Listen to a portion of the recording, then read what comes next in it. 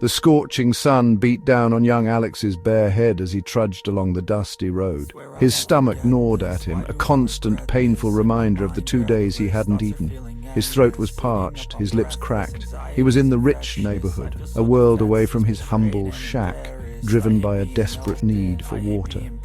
He approached a large, imposing gate and hesitated. Gathering his courage, he pushed the ornate iron open and walked up to the grandest house.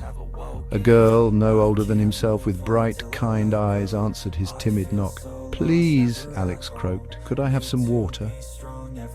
Without a word, the girl, whose name was Sarah, disappeared and returned with a glass of cool, refreshing water.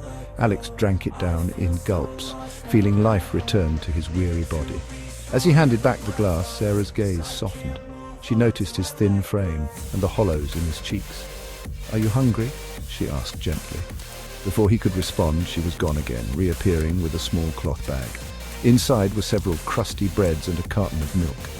Alex's eyes widened with pure joy. He hadn't seen such a feast in ages. He mumbled his thanks, clutching the precious food, and walked away with a lightness in his step he hadn't felt in days. 15 years later, Dr. Alexander "Alex" Finch was a renowned surgeon in the United States.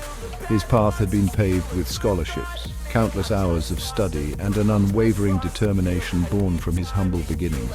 His skill was matched only by his compassion, a trait he attributed to the kindness he'd once received. One day, a new patient arrived, flown in from abroad in search of specialized treatment for a rare condition. As Alex reviewed her file, a sense of déjà vu washed over him. He walked into the examination room and his breath caught.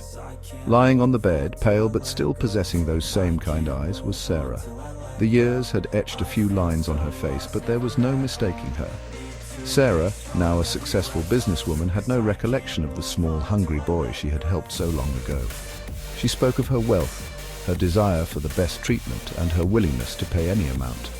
But Alex simply smiled. "There will be no charge for your treatment, Miss Thompson," he said, his voice gentle. Sarah looked confused. "But, Doctor, I insist, I can afford it."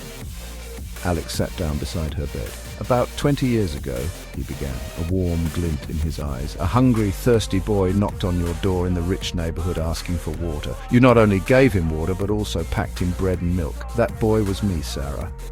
A flicker of recognition crossed Sarah's face, a slow dawning of memory. Her eyes filled with tears as she finally remembered the small act of kindness that had meant the world to a desperate child.